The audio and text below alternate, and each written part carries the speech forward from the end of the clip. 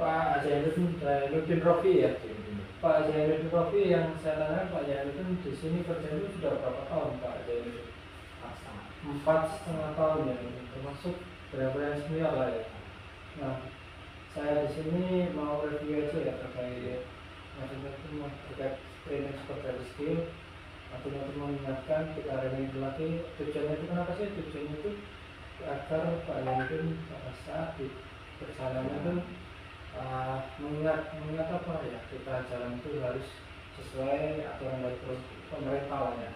Tujuannya itu agar tidak terlibat eksiden. Oke ya. Nah di sini terkait defensive driving Pak Zainuddin Rofi. Defensive driving itu perilaku pengemudi yang menerapkan metode safety driving. Safety driving ini, safety itu kan maksudnya tuh ya contoh peraturan dari lalu lintas harus kita jalankan ya, jangan dilanggar ya, sehingga mampu mengidentifikasi bahaya dengan mengambil resiko yang paling rendah.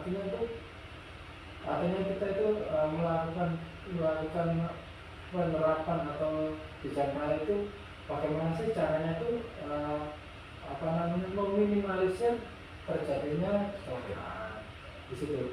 Artinya ya tujuannya itu apa sih Pak? Pertama ini tujuan defensive driving itu nomor satu, tidak menjadi penyebab kecelakaan Pak. Ya contohnya yang namanya kecelakaan itu kan pasti ada penyebab dan akibat.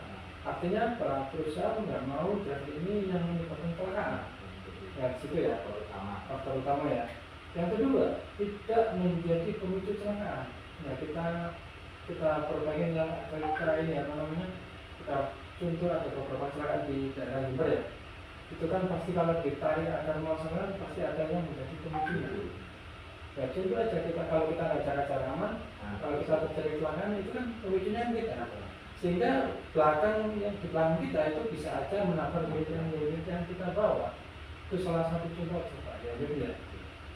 Yang nomor 3, tidak terlibat dalam kecelakaan. Artinya itu kita bisa terhindar yang namanya kecelakaan.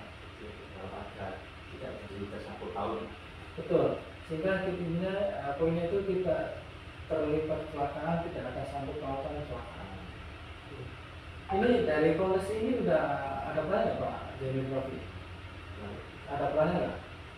Belum. Nggak ada, lanjut ya. Terus selanjutnya terkait contoh potensi kecelakaan Pak. Nah di sini. Yang pertama, contoh potensi kecelakaan itu jalan menanjak dan jalan turunan. Nah ketika Bapak pada saat sebelum jalan menanjak jarak 30 meter atau 20 meter sebelum jalan menanjak ya, Pak Zainuddin Rofi pastikan giginya itu sudah sedikit rendah. Tujuannya itu apa sih Pak Zainuddin Rofi? Kenapa Pak harus balik sedikit rendah?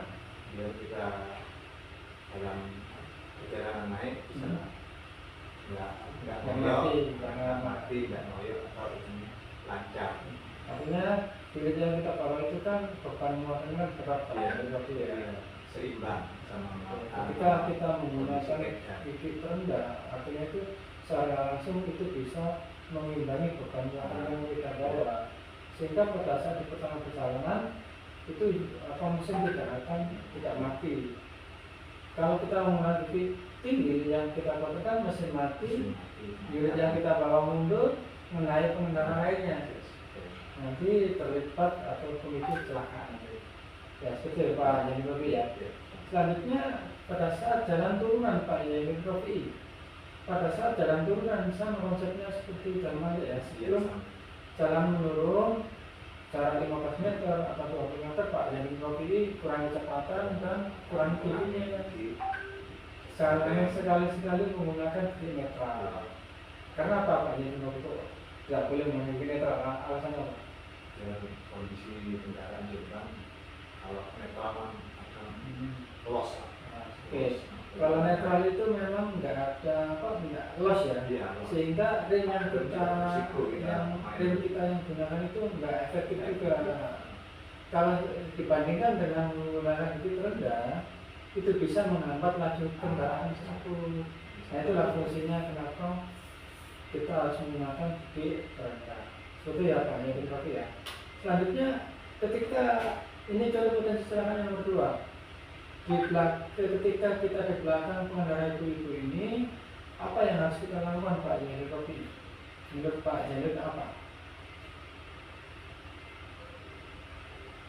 Kita jaga Cara jarak, terus jaga kondisi sekitar, terus jaga situasinya kendaraan mau jalannya gimana.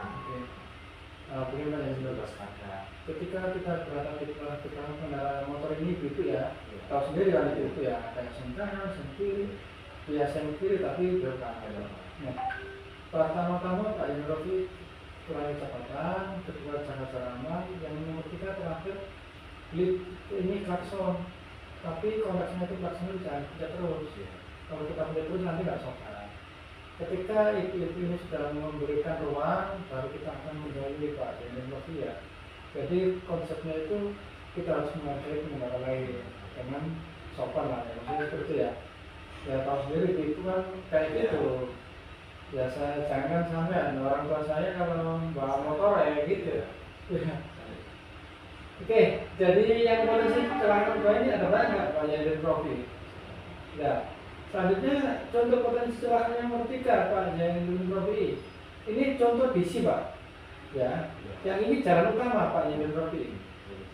Nah, kita dari DC ini kan mau ke jalan utama nih. Pak Jainur Rofi, tolong berhenti di sini dulu. Nah, utamakan jalur yang utama sesuai aturan dari pemerintah, peraturan lalu lintas. Jadi kita utamakan jalur utama dulu.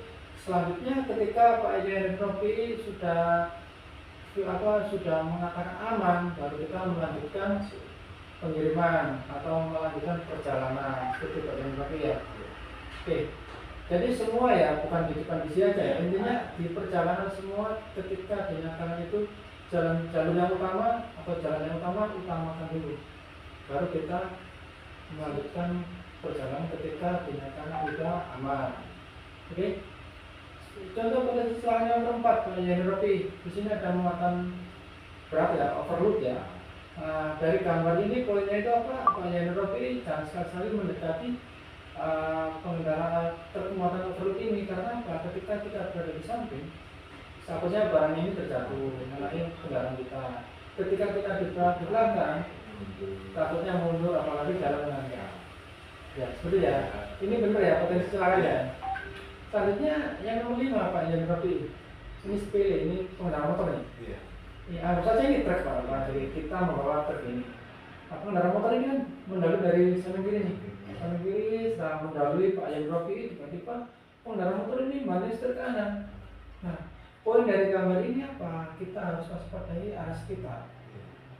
Cek spion 5 menit kanan kiri atau 3 menit kanan kiri. Artinya dari gambar ini pastikan waspadai area sekitar. Oke, Pak Jainur Rofi ada pertanyaan kira-kira? Sudah. Nah, selanjutnya Pak Jainur Rofi ini dibaca dulu, nanti saya jelaskan satu persatu ya.